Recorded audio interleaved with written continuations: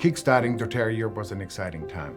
In those days, we just had a very little warehouse in the UK run by Matt Dawson and Melvin Pegram. When I started working for doTERRA, I was one of 3 customer service agents dedicated to Europe. When somebody called customer service, they always got me, at least when they called from Germany or Switzerland or Austria. It was a very interesting time when I started. The European market was very small. I started as an employee with doTERRA. I started as Director of Sales and Marketing for Europe. Our first tours, we were happy when we had even 25 people. To us it was a good number.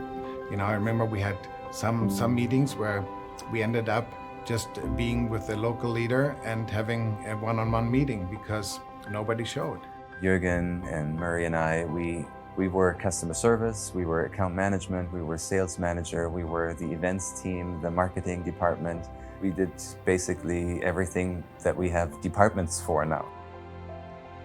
In 2015, we were in a small town in Austria. The name was Gmunden, and we had one of our first conventions. It was in the early days where we would love to have 300 or 400 people come together.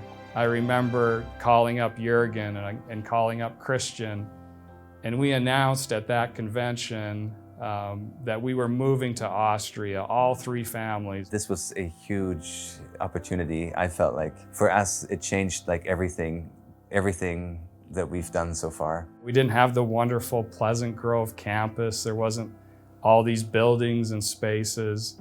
We were spread out in a city called Orem. I was given the reception desk. People thought because next door to us was an orthodontist or a dentist, they thought we were the dentist office. They usually ask me, so is Dr. So-and-so in? And I said, it's actually on the other side, it's over there. Murray and Christian, I mean, that was the beginning, and Jürgen, right? And they set up that little office there in Austria, and it was the 3 of them against the world. The nice thing about it was that doTERRA does always attract good people, so it was really exciting to work with those people who became our first leaders. They were such good, honest, hardworking people, and it was just a pleasure to work with them. It was very much leader-driven within the markets. They had a deep enough conviction that when they talked to somebody about doTERRA and about the oils, that people listened and paid attention. I have to share my aha moment. It was actually in Phoenix, Arizona in the middle of March 2014. And I was sitting with Emily Wright, and we were at a leadership retreat. And there was over 3,000 of these leaders that had come. And I knew at that moment that was going to be what Europe would turn into eventually, and then what the region would turn into eventually. One of the reasons why I never doubted that doTERRA would be big in Europe was that the products don't need to be sold. They literally sell themselves. So from my first months at doTERRA, maybe we would be in a small hotel with 50 to 100 people, and we'd have a PowerPoint presentation, you know, on your pull-down screen at the hotel. Compared to one of the last events that we did in London, and we had Emily Wright come along, and it almost seemed like a mini convention. So to go from a small meeting room to over 1,000 people, it was just a different level. I recall in my second week, I was fortunate to go to a Diamond Summit in Austria. My previous company that I worked for, it really felt like a family. The key prerequisite for me in joining a new company was it had that same sense of belonging. So after meeting these amazing group of leaders at the event, everything was very natural.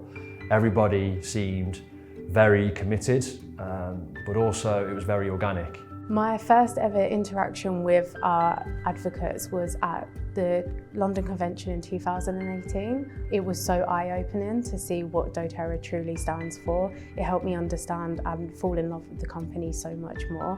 One thing that I love most about my job is the relationships that we get to build with the leaders. With the relationships we get to build, especially as account managers, they become my friends. It's exciting to wake up and know that we can bring new products into Europe. It's exciting to think that we've been able to put together a whole manufacturing facility. I've been amazed at how much the company's grown just in this short period of time that I've been here in 6 months. It's just been a great journey. I feel like part of the family already. A company with a heart is what doTERRA is.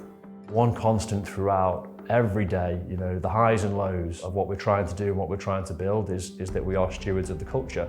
Everything that we've done to prepare the foundation and remembering what we've done in the past is for the future. And I've never felt now more than ever that it's the best time to be with doTERRA. It's not corporate that builds a market.